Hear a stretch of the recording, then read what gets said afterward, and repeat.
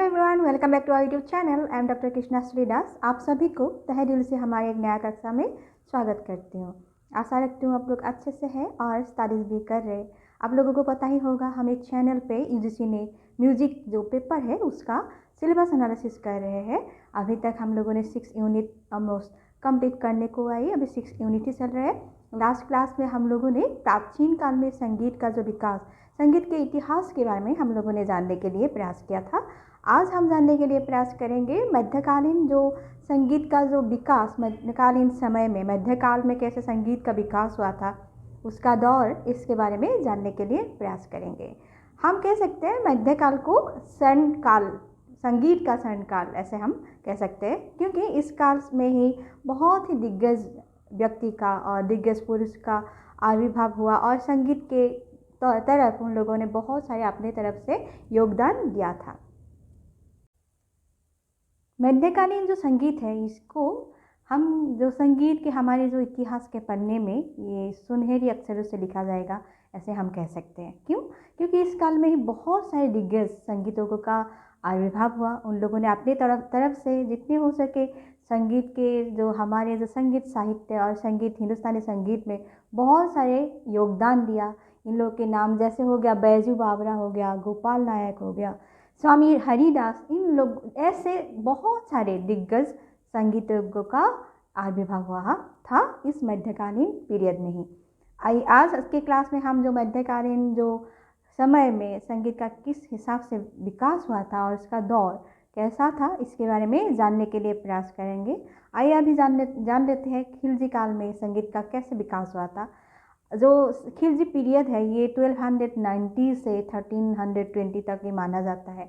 ये जो अलाउद्दीन खिलजी थे वो एक बहुत ही वीर थे ही, ऐसे भी वो संगीत की तरफ उनका बहुत ज़्यादा रुझाव थे और संगीत उन्हें बहुत प्रिय लगते थे। उनके जो दरबार में बहुत सारे संगीतज्ञों का थे उनके दरबार में उपस्थित थे। ऐसे जो एक दिग्गज संगीतज्ञ थे अमीर खुसरो, उनका नाम हमें लेना ही पड़ेगा। उनके दरबार में, अलाउद्दीन खिलजी के दरबार में थे। इन्होंने सर्वप्रथम हमारे जो भारतीय संगीत, शास्त्रीय संगीत के तरफ उनके बहुत सारे योगदान है। आज हम इसके बारे में हम डिस्कस करना ही पड़ेगा।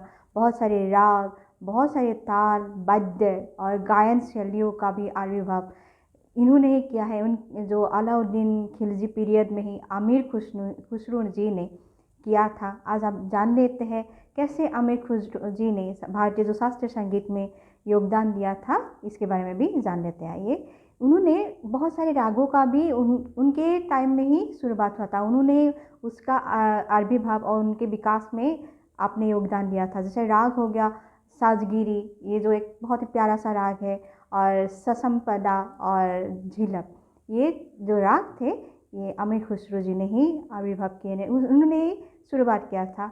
और वाद्य जो है तबला हो गया, सितार हो गया, ये सब वाद्य भी अमीर खुसरो जी के ही उनको ही हम श्रेय दे सकते हैं। उनके विकास में उनके ही हाथ है, ऐसे हम कह सकते हैं। और ताल हो गया जैसे झुमरा ताल, ये बहुत ही पॉपुलर, एक बहुत ही प्रिय ताल है। जो और आरा चौताल ताल है, इसको भी अमीर खुसरो जी का ही योगदान है। और बहुत सारे गायन शैलियाँ जैसे गज़ल हमारे इतने प्रिय है, ताराना और चतुरंग, त्रिपद, ये सब जो गायन शैलियाँ है ये अमीर खुसरो जी का ही देन है। अमीर खुसरो जी के जो योगदान है इसको एक ही क्लास में हम समेट नहीं पाएंगे। उनका जो योगदान भारतीय शास्त्रीय संगीत के तरफ और भारतीय संगीत में, शास्त्रीय संगीत में, ये अमूल्य एक योगदान है, अवदान है, हम ऐसे कह सकते हैं। उन्होंने ही एक स्वर्णिम जो स्वर्ण इतिहास रचे हैं हमारे भारतीय शास्त्रीय संगीत में, ऐसे हम कह सकते हैं। ये जो इस पीरियड में ही, खिलजी पीरियड में, और एक विख्यात और एक दिग्गज संगीतज्ञों का भी आविर्भाव हुआ था, वो है गोपाल नायक जी। खिलजी काल में ये जो एक गोपाल नायक है वो भी एक प्रमुख संगीतज्ञ थे। उन्होंने भी बहुत सारे रागों का आविष्कार, उन्होंने भी आविर्भाव होने में उनका भी योगदान है। और जो हमारे शास्त्रीय संगीत के विकास के तरफ उनका भी बहुत सारे योगदान है। जैसे हो गया बदहंस, हो गया राग बदहंस, और राग पीलू, ये जो राग है ये भी एक बहुत प्यारा राग है। आप लोगों के लिए सुविधा के लिए मैं बोलना चाहूँगी, हमारे जो वीकेंड में प्रैक्टिकल क्लासेस चलते हैं उसमें ऑलरेडी पिल्लू राग हमने ले चुके हैं। आप लोग की सुविधा के लिए डिस्क्रिप्शन बॉक्स में इसका लिंक दे दूँगी, आप लोग जाके इसको चेक कर लीजिएगा। आप लोगों को अच्छा भी लगेगा, थोड़ा सा आपका रिवीजन भी हो जाएगा, है कि नहीं। और ऐसे भी हमारे चैनल पे सेपरेट प्लेलिस्ट बनाया हुआ है ऑनलाइन म्यूज़िक क्लासेस करके, आप लोग जाके उसको प्रीवियस जितनी सारी क्लासेस है देख सकते हैं और इसका मज़ा उठा सकते हैं। तो जो गोपाल नायक जी ने ऐसे ही उनके तरफ से भी रागों का विकास के दौर में अपनी तरफ से बहुत सारे योगदान दिया था। अभी जान लेते हैं तुगलक काल में संगीत का विकास कैसे हुआ था, इसको भी जान लेते हैं। आइए, मोहम्मद बिन जो तुगलक थे ये संगीत प्रेमी थे। आप लोगों को ये पता ही होगा, शायद मीडिएवल जो हिस्ट्री है इंडिया का आप लोगों ने पढ़ा ही होगा स्कूल और स्कूल डेज में ये लिखा हुआ है। ऐसे भी आज हम जो संगीत के हिसाब से इसको एनालिसिस कर रहे, संगीत के विकास कैसे हुआ था तुगलक पीरियड में, इसको भी जान लेते हैं। आइए, इसमें क्या हुआ था, जैसे अलग दरबार में राजा जैसे संगीत का आयोजन किया करते थे, ऐसे ही मोहम्मद बिन तुगलक ने भी संगीत का आयोजन किया करते थे, दरबार लगाते थे, उसमें संगीत का मजा उठाते थे। और उस समय में जो स्त्रियाँ थे उन लोगों को भी संगीत के प्रति झुकाव थे और लगाव थे। लेकिन एक बात है, इस काल में जैसे अलाउद्दीन खिलजी के पीरियड में संगीत का बहुत ही एक सुनहरा एक विकास हुआ था, लेकिन तुगलक पीरियड में ऐसा कुछ हुआ नहीं था और संगीत इतना मतलब आगे नहीं बढ़ पाए थे। तो इसलिए हम कह सकते हैं तुगलक पीरियड में संगीत का विकास इतना नहीं हुआ था। आइए अभी जान लेते हैं लोधी काल में कैसे संगीत का विकास हुआ था। लोधी काल जब आते आते संगीत का जो स्थिति है ये धीरे धीरे करके सुधरने लगे। और उस टाइम में क्या हुआ था, मैंने पहले ही आप लोगों को बताई थी, अलाउद्दीन खिलजी के पीरियड में अमीर खुसरो जी ने कव्वाली हो गया, गज़ल और ये सब जो ख्याल वगैरह ये सब के आविष्कार में उनका योगदान है। अलाउद्दीन खिलजी पीरियड में जो अमीर खुसरो थे उनका योगदान है। लेकिन जो लोधी काल आते आते क्या हुआ, ये सब जो गज़ल ख्याल हो गया, ठुमरी और जो जितने सारे कव्वालीज वगैरह ये सब भी पॉपुलैरिटी जैसे रहा। उन्होंने उसका भी जो आम जनता थे और बाकी जितने सारे लोग थे उन्होंने भी ये जो संगीत का ये जो शैलियाँ है उसका मज़ा उठाते थे और आम जनता भी इसका लुत्फ़ उठाते थे। इस समय में बहुत सारे संगीत के ऊपर ग्रंथ लिखा गया था, जैसे संगीत मकरंद हो गया, आप लोग ये नाम सुने होंगे, और संगीत उपनिषद, ये सब जो बहुत सारे पॉपुलर बुक्स इस समय में ही जो लोधी काल में ही लिखा गया था। और ये सब हमारे संगीत का जो हमारे भारतीय शास्त्रीय संगीत का और भारतीय संस्कृति के लिए भी ये सब धरोहर है। और हमारे जो शास्त्रीय संगीत में इन लोगों का जो योगदान है, हम इसको तहे दिल से हमें ये शुक्रिया अदा करना ही पड़ेगा। ये जो दिग्गज संगीतज्ञ थे उन लोग का योगदान हम बहुत दिल से उनको आभार प्रदान करते हैं। मुग़ल काल के बारे में अगर हम गौर फरमाएं तो उनके उस काल में संगीत का बहुत ही ज़्यादा विकास हुआ था और इस काल का बहुत ही एक योगदान है संगीत जो हमारे जो हिंदुस्तानी शास्त्रीय संगीत के तरफ बहुत सारे योगदान है मुग़ल काल का। बाबर जो थे ये खुद ही एक संगीत प्रेमी थे, उनको संगीत बहुत ही पसंद थे। उनके दरबार में भी बहुत सारे गायक वादक जो थे इसका उल्लेख मिलते हैं। उनके काल में ही कल्लीनाथ जी उन एक प्रसिद्ध ये संगीतज्ञ थे, उनके बारे में उल्लेख मिलते हैं। अगर हम बाबर के जो खुद के आत्मकथा है तुझी की बाबरी, उनमें भी बहुत स्थानों पर संगीत के बारे में उल्लेख मिलते हैं।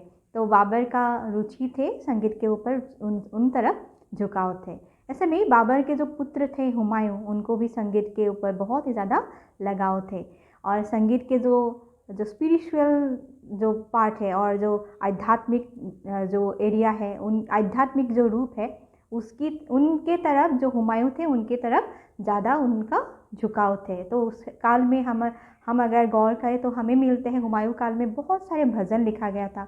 उस टाइम में भजन गाया बजा करते थे क्योंकि जो राजा थे उनको ही जो स्पिरिचुअलिज्म में बहुत ज़्यादा इंटरेस्ट थे और भजन जो कीर्तन संकीर्तन उसके ऊपर बहुत सारे रुचि थे। तो उस टाइम में बहुत सारे भजन लिखा गया था और गाया भी गया करते थे।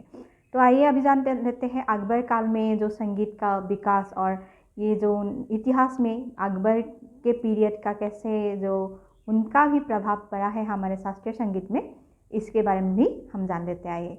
अगर हम गौर करें अकबर पीरियड में, तो हमारे शास्त्रीय संगीत में और हिंदुस्तानी संगीत में अकबर पीरियड का एक बहुत ही अच्छा सा एक प्रभाव पड़ा है। उनके काल में नवरत्न थे, आप लोगों ने सुना ही होगा, तानसेन उनका ही एक 9 रत्न में एक रत्न तानसेन थे। कितने मशहूर एक संगीतज्ञ थे, आप लोग जानते ही हैं। अगर हम गौर करें अबुल फजल के अनुसार, उनके जो अकबर के दरबार में ऑलमोस्ट 36 करके जो गायक थे, लेकिन उनके जो 36 गायक थे, 37 गायक थे, उसमें जो तानसेन थे ये बहुत ही मशहूर थे।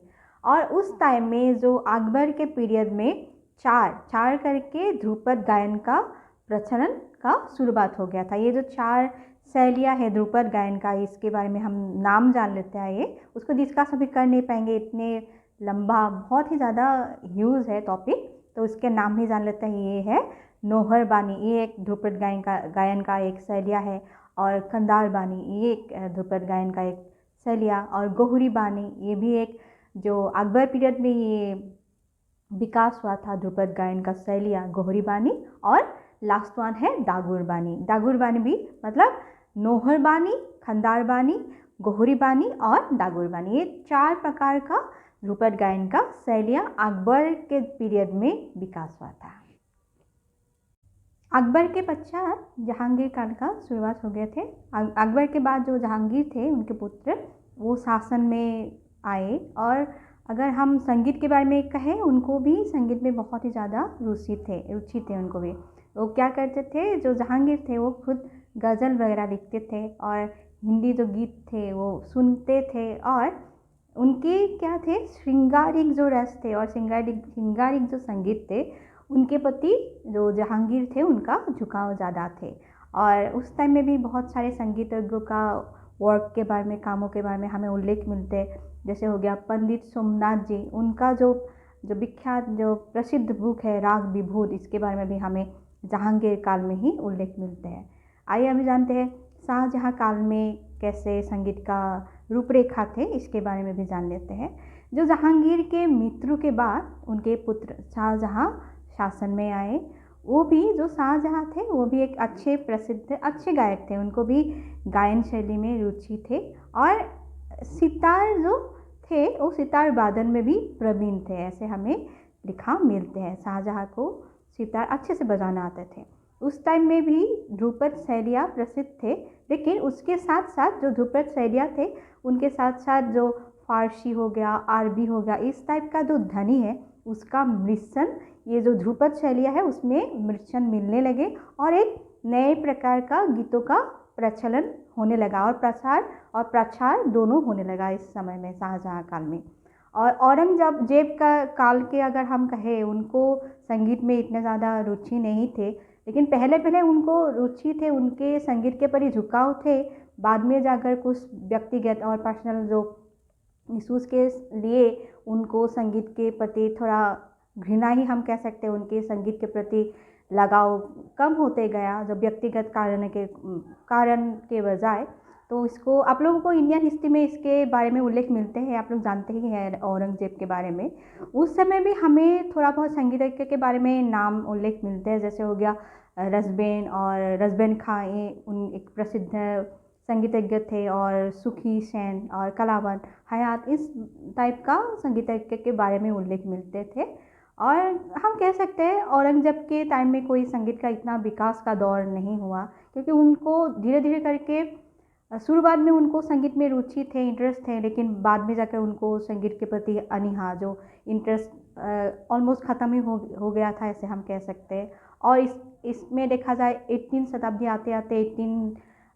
शताब्दी आते आते जो अंग्रेज़ों का भी शासन हमारे भारत के ऊपर पड़े, तो जो हमारे जो शास्त्रीय संगीत थे, हिंदुस्तानी शास्त्रीय संगीत का जो विकास का एक रूपरेखा, ये धीरे धीरे धीमी होते गए। और हमारे जो स्टूडेंट वगैरह जो यूथ थे, ज़्यादातर वो जो यूरोपियन जो शैलियाँ है और जो वेस्टर्न कल्चर के प्रति उन लोगों का झुकाव बढ़ते गया। तो धीरे धीरे हमारे जो इंडियन ओन कल्चर थे, उनके ऊपर थोड़ा उन लोगों का दृष्टिकोण भी कम होते गए। जो वेस्टर्नर्स वर्जन आने के कारण तो धीरे धीरे करके हमारे जो भारतीय शास्त्रीय संगीत का धीमी पड़ते गए।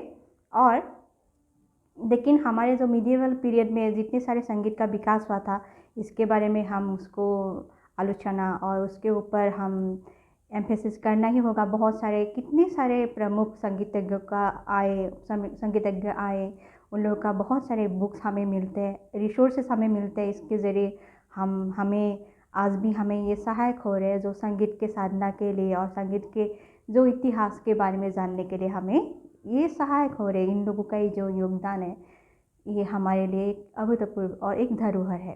तो आज के क्लास में हम लोगों ने मेडिएवल जो मध्यकाल में संगीत का जो इतिहास थे, संगीत का जो विकास का दौर और संगीत कैसे विकास हुआ था, इसके बारे में जानने के लिए प्रयास किया है। और नेक्स्ट क्लास में हम जो आधुनिक काल में संगीत का विकास के संगीत के इतिहास के बारे में जानने के लिए प्रयास करेंगे। तो आज के लिए क्लास को हम इतने तक रखते हैं। मिलेंगे अगले क्लास में। सी यू देन, बाय बाय।